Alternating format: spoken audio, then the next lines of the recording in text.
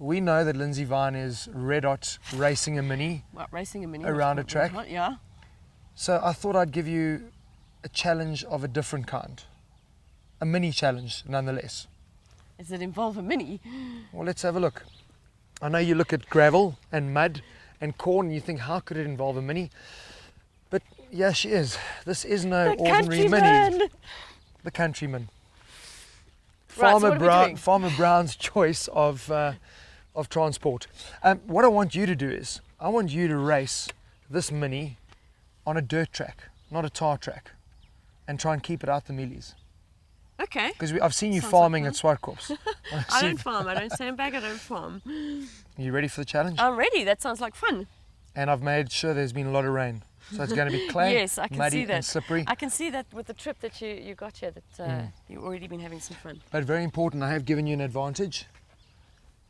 This is a mini with 4-wheel drive and 4 doors. This isn't a mini, this is a Mini mega. on steroids. Cool, let's do it. You on your own.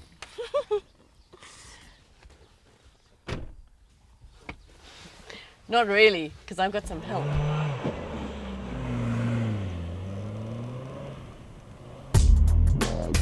Yeah.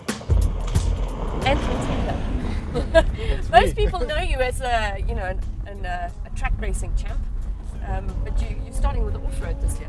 What are you going to be driving in? Yeah, it's going to be in a Toyota. I've been doing the off-road category now for 2 years, but it's going to have a V8 engine in it. Okay.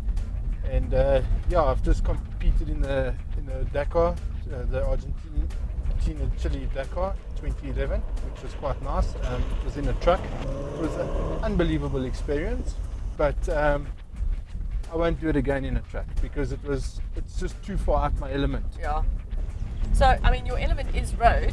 We're now on dirt and you're going on to dirt. What's the biggest difference driving dirt and road like this?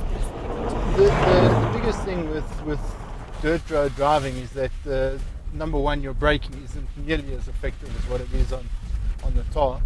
So you're going to have to brake a lot earlier. Yeah. And obviously the level of grip in the corner. So when the car starts sliding, you need to try and keep the momentum going forward rather than sideways, because if you suddenly come to a stop and you're sideways, there's a good chance that you'll fall on your lid. Right. It's got ABS, so on dirt road, ABS isn't the best. It will always generate a lockup, and as soon as it gets that, then it releases the brake and then reapplies it. But by the time it's done this, you've already travelled so much further because there isn't that level of grip that you have on the top. And that's obviously where you're wanting also the handbrake to come in. Yeah, that'll help. I mean, your last resort is you can use the handbrake, but obviously only in certain circumstances like that. I'm going to go into first there then, eh? No, you need to select first a little bit earlier. Earlier, yeah. All right. There's no mistaking the Countryman's design lineage. The grin-like radiator grille and headlights built into the bonnet are nothing if not mini. What sets it apart is its proportions and that distinctive bulbous roofline. Inside, the raised seating position is worlds apart from other minis, and so is the 3-passenger rear bench seat with actual legroom. For the rest, it's familiar mini territory, right down to the scattered charm of the switchgear and retro-inspired instruments.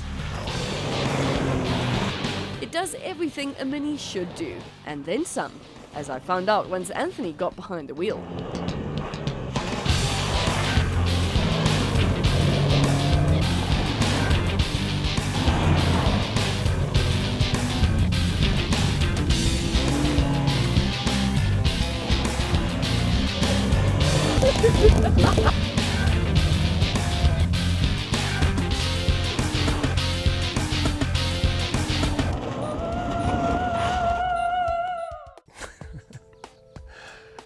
This is very special. It's like, what is a corn movie without a bit of dirt, eh?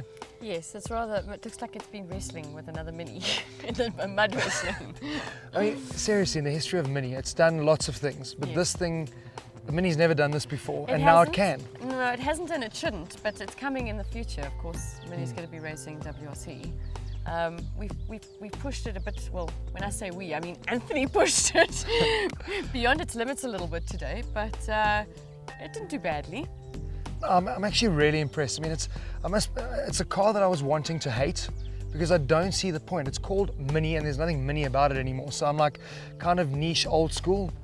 But the more you spend time with it, the more the looks start appealing to you and you realize that this thing is spacious, it's practical. Maybe I'm wrong, but is this going to be a whole new market for Mini? Well, I mean, they're hoping to sell it in droves. Whether it's going to be selling to, I mean, that all-wheel drive, as we've spoken about, is maybe not necessary in the car for 50 grand extra. Done, agreed. The Cooper S has got plenty of power. You can fling it around some gravel roads, not on the kind of roads that we've been doing, but yeah, it's quite fun. Yeah, I think I was worried because obviously it's a lot heavier, a lot longer, a lot bigger, and they're obviously stuck with the same motor. So I was a bit concerned. It's not the same motor. It's the new Mini. It's not last year's Mini. It's the update they gave. Sure, but it's still a 1.6 turbo and the S or 1.6 without. Do not buy the 1.6. Yeah. Because I think up in Joburg with this weight, it's not going to go. Absolutely. High five to the engineers because it still has that Mininess. Special feel when you pitch it's it into bends. Got the Mininess. You like chuck it in and Yeah. it goes. And I think that's the big key. But yeah, for me, I think it's got a place. I think it'll certainly have a place. Particularly, I mean, it's sitting in an SUV kind of market. They talk size-wise about the Tiguan and Qashqai being its competitors. I think it's a different kind of person that's going to buy it. Someone who's individual and unique, and that's what Mini is. it's one of those things that you've got to have. It's like a super cool application or a new device. And I think people that are going to be driving around the road are going to be those trendoids that are going to be setting new boundaries. Trendoids with mountain bikes and canoes. Yeah, or kite surfers, that type of thing. But four-wheel drive, don't even bother because for me, seriously, the Mini is well enough set up and equipped to handle any position you're going to put the car in. The all-wheel drive you're hardly ever going to be using because it's front-wheel drive most of the time. Save yourself 50 grand. Did I learn to rally today? Well, that's what I was going to ask you. I gave you this challenge. How was it? Did you learn something? Big difference, Mini on-road, Mini off-road? No, you know what? I didn't really learn anything because Anthony scared the out of me. Oh, so this isn't actually mud. Oh, wow. Oh.